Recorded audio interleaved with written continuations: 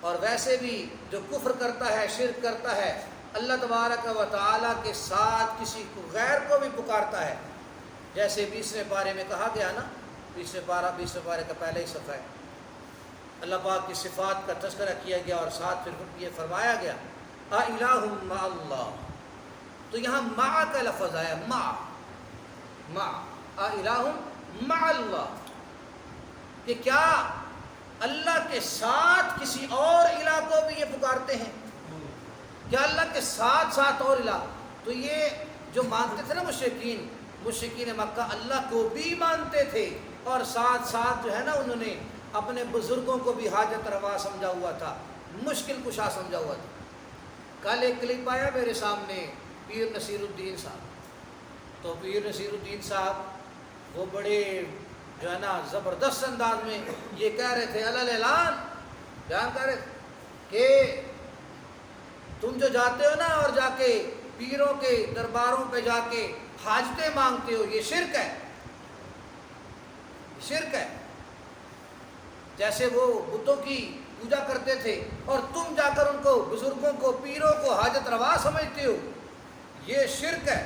عبدۃ الاوثان ان کا یہ انداز تھا، عبدۃ الاوثان کے مشابہ ہے، وہ تو یہ کہتے ہیں نا عبدۃ الاوثان کے مشابہ ہے، اور ہم کہتے ہیں یہ بھی عبدۃ الاوثان ہی ہے، یعنی بتوں کی پوجا۔ تو وہ بتوں کی پوجا کے مشابہ صرف نہیں ہے، یہ بھی بتوں کی پوجا ہے، یہ بھی بتوں کی پوجا ہے۔ کسی نے اگر دربار پر جا کر کہا تو یہ بھی بتوں کی پوجا ہے۔ وجہ یہ ہے کہ در حقیقت وہاں بھی شیطان کی پوجا ہے، یہاں بھی شیطان کی پوجا ہے، یہ شیطان کی عبادت ہوتی ہے، شیطان کروا رہا ہے اور شیطان اس پہ خوش ہو رہا ہے۔ اس لیے جو آدمی شرک کرتا ہے اس کے اعمال سارے کے سارے ضائع ہو جاتے ہیں، اس قدر ضائع ہو جاتے ہیں، اللہ پاک فرماتے ہیں کہ فَلَا نُقِيمُ لَهُمْ يَوْمَ الْقِيَامَةِ وَزْنًا، یہ جو کافر ہیں نا ان کے لیے ہم ترازو قائم نہیں کریں گے کل قیامت والے دن، ترازو بھی قائم نہیں کریں گے، یعنی ان کے اعمال ہیں ہی نہیں جن کا وزن کیا جائے گا کل قیامت والے دن، کچھ نہیں ہے، کچھ نہیں ہے۔ تو جو کافر ہوتا ہے صدقہ بھی کرتا ہے، بعض اوقات کافر صدقہ کرتا ہے، خیرات کرتا ہے، حسن سلوک کرتا ہے، نیکیاں کرتا ہے، بہت ساری نیکیاں کرتا ہے، تو اللہ تبارک و تعالیٰ اس کا بدلہ اسے دنیا میں دے دیتے ہیں، اس کا بدلہ اسے دنیا میں مل جاتا ہے، دنیا اسے ملتی ہے اور دنیا میں اس کو مل جاتا ہے اس کا بدلہ، آخرت میں اس کے لیے کچھ نہیں ہے، کچھ نہیں ہے۔ تو یہ ویلیو بنتی ہے عقیدہ توحید سے، عقیدہ توحید سے ویلیو بنتی ہے۔ مرتد ہو گیا تو سب کچھ ضائع، اور اس کی مثال ایسے ہے کہ آپ نے 1 لکھا اور آگے 0 ڈالا، 10 بن گئے، ویلیو 0 سے ویلیو بنی، پھر ایک اور 0 ڈالی 100 پہ چلے گئے، ایک اور 0 ڈالی 1000 پہ چلے گئے۔ لیکن اگر آپ ریورس دوسری سائڈ پہ 0 لگائیں گے کوئی ویلیو نہیں، یا عقیدہ توحید نہیں ہے جو ایک والا عقیدہ ہے، نہیں ہے، 0 0 0 0 ڈالتے جائیں کوئی ویلیو نہیں۔ 0 کا پہاڑا کیا ہوتا ہے؟ بچوں کو آج میں سمجھا رہا تھا کہ 0 کا پہاڑا کیا ہے، کہ 0 10 بار بھی 0 ہی ہے۔ بچوں کو ضرورت ہوتی ہے نا اس کی، بچے پزل ہو جاتے ہیں جب کرتے ہیں نا سوال، تو 0 1 بار بھی 0 ہی ہے، 0 10 بار بھی 0 ہی ہے، یہ چیز ہے۔ ملٹیپلیکیشن جب کرتے ہیں نا بچے تو اس وقت پزل ہوتے ہیں کہ 0 کو آپ ضرب دینی ہے تو کیا رزلٹ نکلے گا، 0 کو 6 کے ساتھ میں مثلا بچے ہوتے ہیں اس میں پزل ہو جاتے ہیں، تو 0 6 بار بھی 0 ہی ہے۔ تو جس کا عقیدہ توحید والا نہیں ہے اس کے پلے کچھ بھی نہیں ہے، اب مرتد ہو گیا تو سارے اعمال چٹ ہو گئے، ختم ہو گئے۔ اس لیے اپنے دوست احباب کو جن کو آپ دیکھیں کہ وہ غیر اللہ کے نام کی نظر نیاز دے رہے ہیں یا غیر اللہ کو پکارتے ہیں، تو ان کو جو ہے نا بڑی دردمندی کے ساتھ، بڑی محبت کے ساتھ، بڑے پیار کے ساتھ ان کو قرآن پاک کے حوالہ جات بتائیں، ان کو قرآن کا درس سنائیں۔ درس جو ہے وہ ریکارڈڈ جیسے درس یہ موجود ہے، درس نیازات لغیر اللہ کا درس، نظر لغیر اللہ کا درس، تحریمات کا درس جو ہے یہ درس موجود ہیں، خود سمجھائیں یا درس سنائیں تاکہ انہیں اچھے طریقے سے سمجھ آ جائے. اور جو لوگ سنتے ہیں درس سن رہے ہیں یوٹیوب پہ وہ قرآن پاک کو سامنے رکھا کریں. قرآن پاک سامنے رکھ لیں, رکھتے بھی ہوں گے لوگ, قرآن پاک سامنے رکھیں اور پھر ہمارا یہ جو درس ہے سنیں. انشاءاللہ اس سے بہت زبردست طریقے سے قرآن کی سمجھ آئے اور بندہ انشاءاللہ اللہ کی رحمت سے قرآن کو سمجھے گا اور کفر کے شرک کے قریب نہیں جائے گا. باقی بھی جو چیزیں قرآن نے بیان کی ہیں تو فرمایا وَأُولَٰئِكَ أَصْحَابُ النَّارِ کہ یہ جہنمی ہیں اور ہمیشہ ہمیشہ جہنم میں رہیں گے. ہم فیہا خالدون, ہمیشہ ہمیشہ. موت کو مینڈے کی شکل میں ذبح کر دیا جائے گا. جہنمیوں کے لیے اس سے بڑھ کر کوئی حسرت اور افسوس کا مقام نہیں ہوگا, اور جنتیوں کے لیے بڑی خوشی ہوگی کہ جنتیوں کو اطمینان ہو جائے گا کہ ہم نے ہمیشہ ہمیشہ اب جنت میں رہنا ہے, اور جہنمیوں پہ حسرت اور افسوس ہوگا کہ اب ہم ہمیشہ ہمیشہ جہنم میں رہیں گے, کیونکہ موت پہ بھی موت آ گئی ہے. اب اس کے بعد جب عذاب ہوگا ایک ایک لحظہ میں, ایک ایک لمحے میں 70,000 چمڑے جو ہیں وہ تبدیل ہوں گے جہنمی کے. کلما نضجت جلودہم بدلناہم جلودا, فرمایا ان کے چمڑے کٹ کٹ کے جل جل کے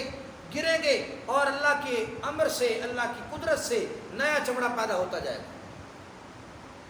موت آئے گی نہیں, چیخیں گے, دھاڑیں گے, شور ہوگا, اور پھر اس وقت کہا جائے گا انہیں کہ آپ پکارو نہ انہیں جنہیں پہلے پکارتے تھے. اس لیے اسلام بڑی نعمت ہے, اسلام بڑی نعمت ہے, قرآن کا فہم بڑی نعمت ہے, عقیدہ توحید بڑی نعمت ہے. اس لیے عقیدہ توحید کو سمجھیں, قرآن کو سمجھیں. اللہ تبارک و تعالی ہر طرح کے فتنوں سے محفوظ فرمائے. اور یہ دعا جو ہے نا قرآن نے سکھائی ہے, ربنا لا تزغ قلوبنا بعد اذ ہدیتنا وہب لنا من لدنک رحمہ انک انت الوہاب. یہ دعا پڑھنی چاہیے کہ اللہ ہمارے دلوں میں ٹیڑھ مت ڈالنا, ہمارے دلوں میں کجی مت ڈالنا, ہمارے دلوں کو کجی میں مبتلا مت کر دینا کہ ہمارے دل ٹیڑھے ہو جائیں, دل میں گند آ جائے, شیطان کے جو وسوسے ہیں دل میں آ جائیں اور ہم دین اسلام سے ہمارے دل میں شبہات آ جائیں اور پھر ہم کفر کی طرف چلے جائیں. اللہ مہربانی فرما ایسا نہ ہو. لا تزغ قلوبنا بعد اذ ہدیتنا, تو نے ہمیں ہدایت دی ہے, اور اپنی طرف سے ہب لنا من لدنک رحمہ, ہمیں اپنی طرف سے رحمت نصیب فرما. انک انت الوہاب, یقیناً تو ہی تو ہے جو بڑا عطا کرنے والا ہے. تو اس دعا کا اہتمام کرنا چاہیے تاکہ بندہ جو ہے نا وہ کفر کی طرف نہ جائے. کفر کافروں کے مال و دولت کی طرف آنکھ اٹھا کر دیکھنے کے لیے بھی اس کی بھی اجازت نہیں ہے. فرمایا لا تمدن عینیک الی ما متعنا بہ, ہم نے جو کچھ انہیں دیا ہے نا آپ اس طرف نظر بھی نہ اٹھائیں. کافر جو ہے نا وہ بڑے تم تراک کے ساتھ, شان و شوکت کے ساتھ, اگر وہ ہیلی کاپٹر میں جہازوں میں اڑ رہے ہیں اور ان کے پاس بڑی بڑی بڑی جناب کوٹھیاں, محلات, بڑی بلڈنگ اور بڑی گاڑیاں, سب کچھ ہے, بڑی ٹیکنالوجی سب کچھ ہے, لیکن فرمایا آپ ان کی طرف نہ دیکھیں کہ ان کو دنیا, فرمایا ان کو دنیا, ان کے لیے دنیا ہے, آپ کے لیے آخرت ہے. تو اللہ تبارک و تعالیٰ کا شکر ادا کرنا چاہیے. اسی لیے عمر فاروق رضی اللہ تعالیٰ عنہ نے جب نبی علیہ الصلوۃ والتسلیم کے چہرے مبارک پر آثار دیکھے غصے کے, تو فوراً یہ کہا کہ رضینا باللہ ربا وبالاسلام دینا وبمحمد نبیا صلی اللہ علیہ وسلم, کہ ہم اللہ تبارک و تعالیٰ کو رب مانتے ہوئے اسی پہ راضی ہیں. اللہ ہی ہمارا رب ہے, اسلام ہمارا دین ہے, اس پہ راضی ہیں. محمد صلی اللہ علیہ وسلم ہمارے نبی ہیں, ہم اس کو مانتے ہیں, اس پہ ہم راضی ہیں. تو اسلام کی نعمت پہ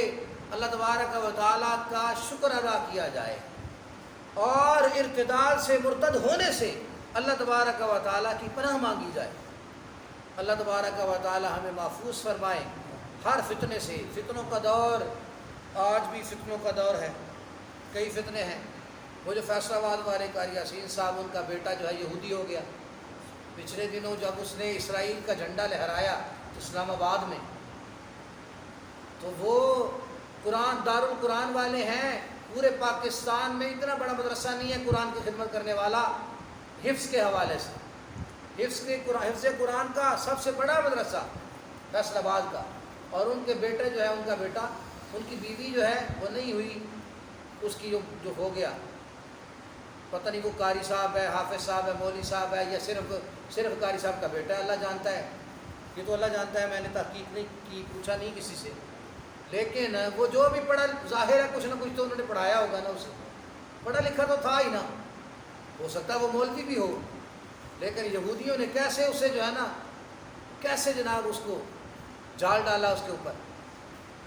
اور وہ بدبخت جو ہے نا وہ یہودی ہو گیا، بیوی بچے اس کے نہیں ہوئے، اور وہ اس کے ساتھ نہیں گئے، وہ یہودی ہو گئے۔ تو فتنوں کا دور ہے، فتنوں کا دور ہے، فتنے، اور اس سے جیسے حدیث پاک میں آتا ہے کہ فتنے جو ہے یہ گھروں پہ اتریں گے، جیسے جو ہے نا بارش اترتی ہے، بارش، فتنوں کا دور ہے، آگے اور بھی زیادہ فتنے آ رہے ہیں، تو اللہ تبارک و تعالیٰ محفوظ فرمائے، اس لیے اللہ تبارک و تعالیٰ سے دعا کرتے رہنا چاہیے، قرآن کے ساتھ جڑیں، دین کے ساتھ جڑیں، نبی علیہ السلام کی سنت کے ساتھ جڑیں، تو انشاءاللہ ان دعاؤں کا اہتمام کیا جائے جو نبی علیہ الصلوۃ والتسلیم میں سکھا کے گئے، پھر انشاءاللہ فتنوں سے محفوظ رہیں گے۔ اللہ تبارک و تعالی ہمیں اس پہ عمل پیرا ہونے کی توفیق نصیب فرمائے، ہر طرح کے فتنوں سے ہماری حفاظت فرمائے۔ وآخر دعوانا الحمدللہ رب العالمین۔